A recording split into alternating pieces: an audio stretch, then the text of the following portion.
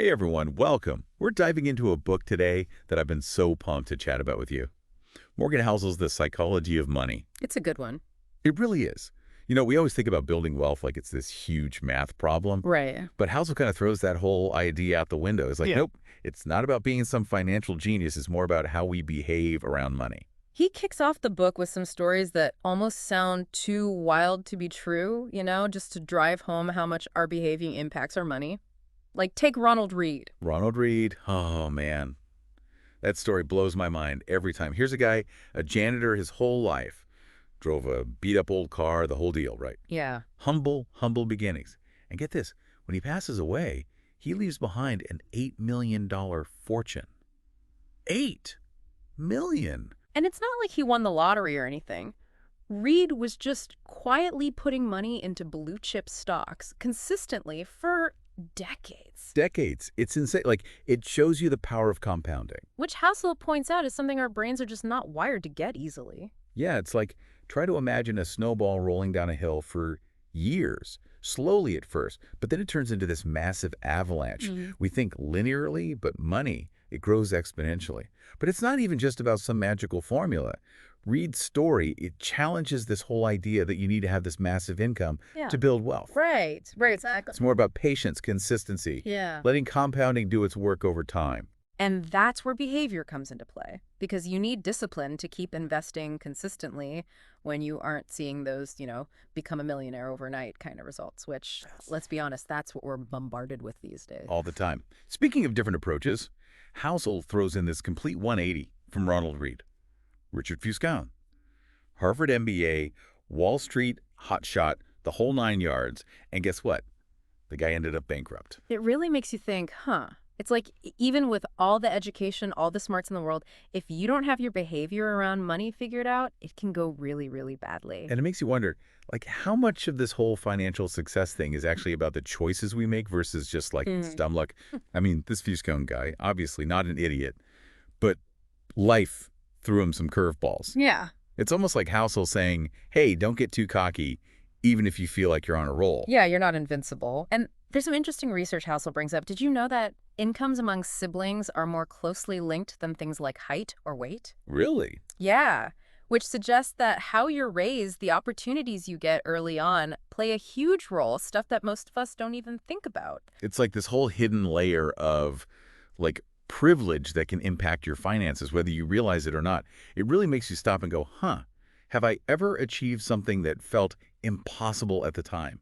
And how much of that was my own hard work versus just being in the right spot at the right time or having support that not everyone gets? It's a humbling question, for sure.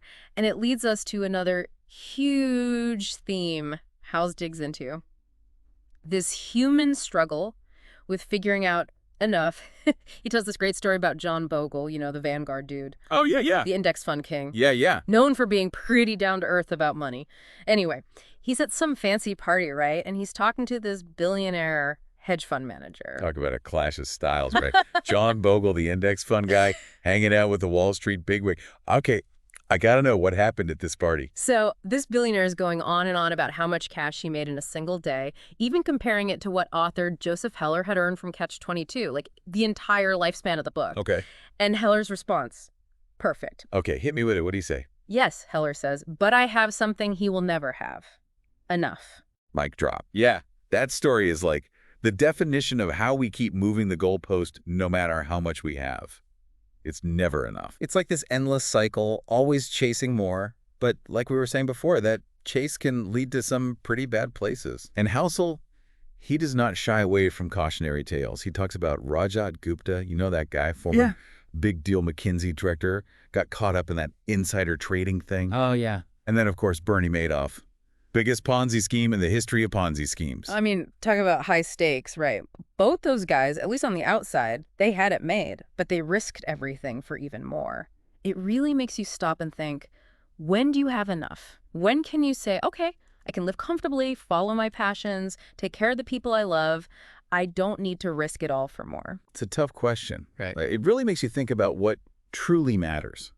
Because it's not like there's some magic number, It's more about psychology than logic sometimes. That's what's so interesting about this stuff, and that's where this concept that House talks about comes in, this hedonic treadmill idea.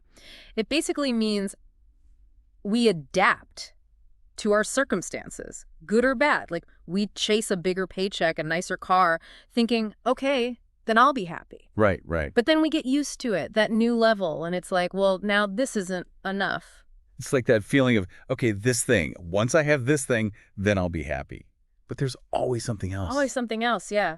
So it's like you said, we're on this treadmill, always running, always wanting more, but never really getting to a point where it's like, this is it, I'm content. So true.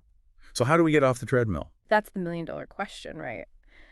I think being aware of it is a huge first step. Catching yourself when you're on it, you know? And asking yourself, like, okay, why do I want this thing? Is this really going to make a difference? Or am I just chasing some feeling that's going to disappear once I get it? It's about defining what actually matters, your values, what you want your life to be about, and then making sure the choices you make with your money line up with those values instead of just getting swept up in the, I need more, more, more. Exactly. And speaking of choices, Housel spends a good chunk of the book highlighting something that often gets overlooked: saving. Yeah, saving. It's not exactly the sexiest topic. Yeah. I know, right? But it's so crucial. And he frames it in a way that just clicked for me. It's not even necessarily about earning a ton of money. It's about consistently putting some aside, no matter how small the amount seems. It's the saving rate that really matters over time. That's such a mind shift. We always hear these stories of people making a killing in the market or whatever, and it's like, well, I could never do that. But No. saving, that's something we can control. Totally. It's not about market swings or some financial magic trick. You choose how much to save. And that consistency over time, that's what adds up. It's like, what's that saying? The best time to plant a tree was 20 years ago. The second best time is today. It's about playing the long game. And Housel even compares it to losing weight. You know, Yeah. It's not about some crazy crash diet. Right. It's about those small, sustainable changes to your habits that you can stick with. Those small, everyday choices that add up over time. Exactly. It's funny, this whole saving thing, it takes me right back to Ronald Reed, our millionaire janitor. Didn't get rich from some fancy investing scheme. It was all about living below his means and putting money aside consistently for decades. It's a perfect example of how slow and steady wins the race. And the great thing is, it's not about deprivation, right? It's about being intentional with your spending, prioritizing what really matters, your long-term financial well-being over that instant gratification. Playing the long game. So we've got the patience thing, the consistency thing, and now Housel throws in another important element, room for error. Yeah. I got to be honest, when I first heard that, I wasn't totally sure what he meant. I could see that. It sounds kind of vague, right? Yeah. But it's actually super powerful. Basically, it's accepting that life almost never goes exactly according to plan, especially with money. So it's about building in some buffers to handle those unexpected things that pop up. So not about being super cautious or anything. No, more like having that cushion, that wiggle room, so that when life throws you a curveball, and it will, you don't have to totally derail your plans. Like an emergency fund, but for more than just expenses, right? Yeah. Like for unexpected life stuff, too. Reminds me of that story Housel tells his friend who had like 5 different careers, each with its own financial ups and downs. Exactly. Because expecting your life to be this perfectly straight line, that's just setting yourself up for disappointment. Yeah, you've got to be ready to roll with the punches. Which, speaking of, that's where what Housel calls the end of history illusion comes into play. Yeah. This idea that who we are today, what we value, it's who we'll always be. But Have you met a teenager lately? right, think about it. How much have you changed, even in the last 5 years, 10 years? We evolve. And our financial plans, they need to be able to evolve with us. Exactly. And that's where that room for error is so key. It's not about predicting the future, because none of us can do that. It's about being flexible, being able to adjust, to pivot when you need to without putting your long-term financial goals at risk. It's kind of like accepting that there's a price for everything worthwhile, especially when it comes to investing. And that price, as Housel so eloquently puts it, is volatility. You got it. He's all about this idea that you can't have one without the other. Want those juicy returns? Well, get ready for some ups and downs. Trying to avoid volatility completely, that's like trying to sneak into Disneyland without paying. Might get away with it for a little bit, but they're going to catch you eventually. Exactly. And plus, who wants to miss out on Space Mountain just because they're afraid of a little motion sickness? Right. It's all part of the experience. Investing's the same way. So the question is, are you comfortable with that? With the idea that your investments might lose value sometimes. Can you stomach the dips in exchange for the possibility of bigger gains over time? It's a tough one because, let's be real, watching your portfolio drop, even temporarily, not fun. It messes with your head. But if you're always freaking out, selling everything when the market dips, you're probably not going to see those long-term gains. It's about tuning out all that noise, all those scary headlines, focusing on the long game, remembering that volatility is just the price of admission. Well said. And you know what? Let's talk about something that might sound a little counterintuitive. Housel argues that there's a certain allure to pessimism. Like, for some reason, it sounds smarter, more insightful, even a bit sexier than optimism. It's like that whole doom and gloom thing, right? People love a good crisis. It's true. We eat up those dramatic headlines, those worst-case scenarios. And don't get me wrong, there are definitely real problems in the world. But Housel's point is that we often fixate on the negative without acknowledging all the good stuff that's happening too. Yeah, it's easy to get caught in that trap. It's like that saying, if it bleeds, it leads. We're wired to pay more attention to the bad stuff, the threats, the dangers, even if those threats are statistically less likely to affect us than, winning the lottery. It's like our brains are hardwired for survival or something, so we're always scanning for risks. But that negativity bias, it can really mess with how we see things, especially when it comes to money. Housel actually gives this crazy example in the book. There's this Russian professor who predicted the collapse of America in 2010. And the wildest part, they put it on the front page of the Wall Street Journal. Wow. Just goes to show you how much weight we give to these pessimistic predictions, even when they're totally off base. It's like pessimism, it gets all the attention. But progress is boring. It's slow, it's incremental, it doesn't make for a catchy headline. It's like that old saying, the trees are quiet today.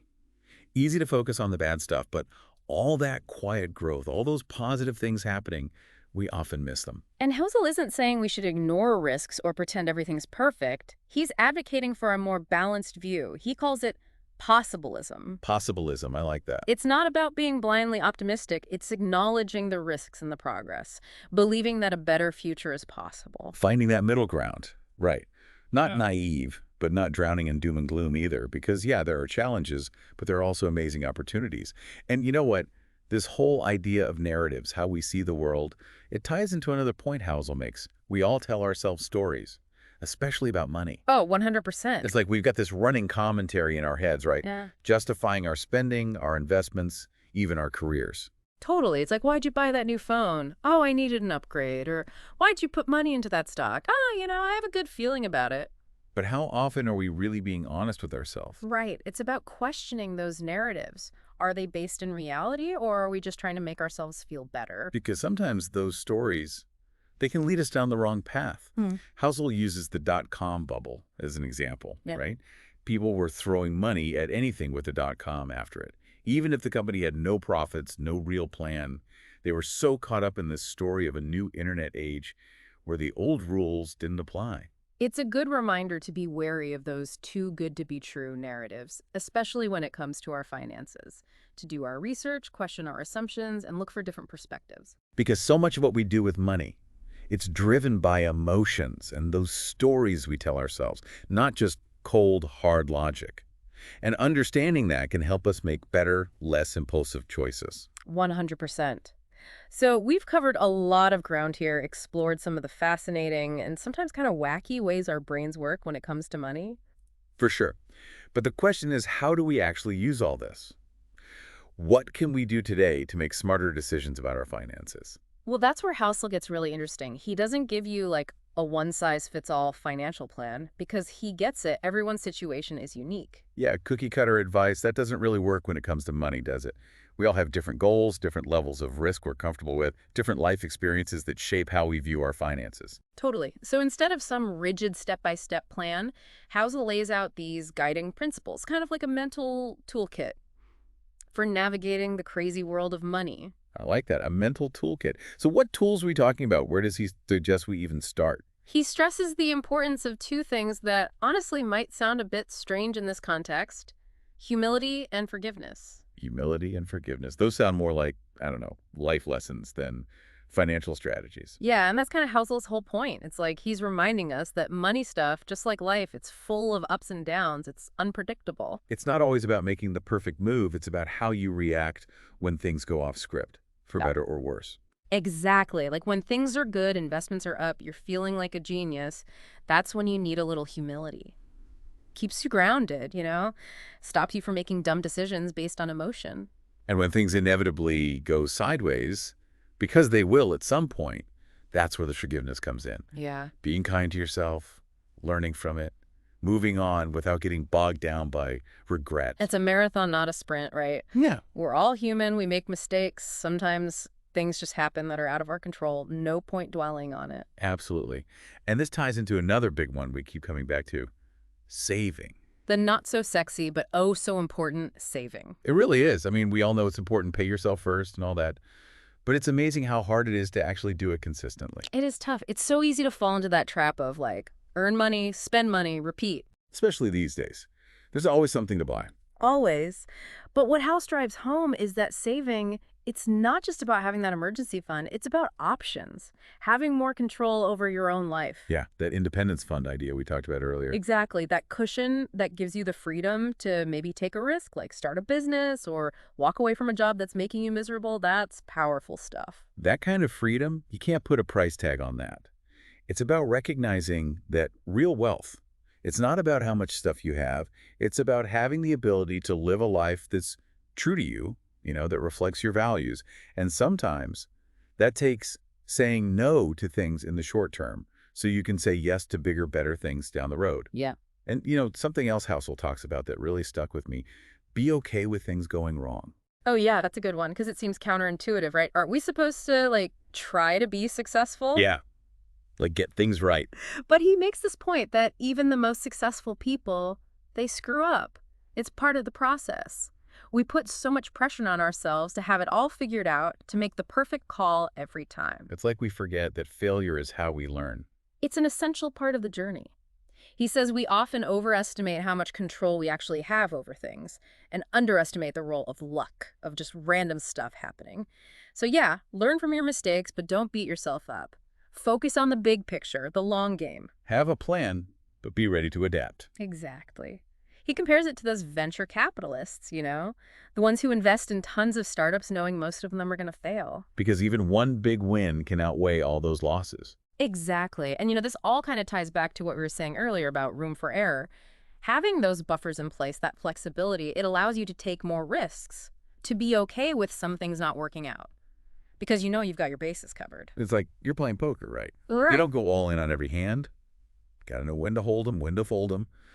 Manage your bankroll so you can stay in the game. Love that analogy. It's about finding that balance, taking calculated risks, but not betting the farm on every decision. And speaking of balance, Housel throws in this other concept. Define the cost of success and be ready to pay it. Ooh, that's a good one. Because we often focus on the rewards, the end goal, but forget that it usually takes something to get there. But success is something you have to buy. Not literally, right? No, but like Housel's saying that achieving something worthwhile, whatever that means for you, it takes effort, it takes dedication, and often it takes sacrifice. There are trade-offs. You want that amazing career. You might have to put in some long hours, maybe miss some family time. There's always a cost, right? It's about being honest with yourself about what you're willing to pay, what you're willing to give up to reach your goals. 100%. And full circle, right back to those values we were talking about earlier. What really matters? What are you willing to sacrifice? Because something's got to give. I think about it like those choose your fighter memes, Like you can have it all, but not all at the same time. Facts. Prioritize. You can't be a world-traveling entrepreneur and a stay-at-home parent and a competitive athlete all at once. Something's got to give. And this isn't just about money, obviously, but it applies there too. Big time. Housel actually uses this great amusement park analogy. He's like, you can pay the entrance fee and go on all the rides, or you can try to find a cheaper way in, maybe sneak in, risk getting caught. Or you can just find something else entirely to do with your time and money. Exactly. There are different ways to play the game. And the important thing is to choose the way that makes sense for you, that aligns with your values and your goals. And, I love that Housel isn't afraid to acknowledge that there's no right answer, no one right way to do this whole money thing. Yeah, there's no magic formula. He really stresses that it's about defining success on your own terms. It's your game. What works for your neighbor, your friend, your favorite influencer, that doesn't matter. Tune out the noise, figure out what you want, and then go after it. Couldn't have said it better myself. This has been awesome. Such a great conversation. I agree. This book, it really gets you thinking. If you're interested in this stuff, like the psychology behind our money decisions, you need to check out Housel's book. It's called The Psychology of Money. It might just change how you think about not just your finances, but like your whole approach to life. Totally agree. And that's a wrap on this deep dive. Until next time, keep those minds curious, folks.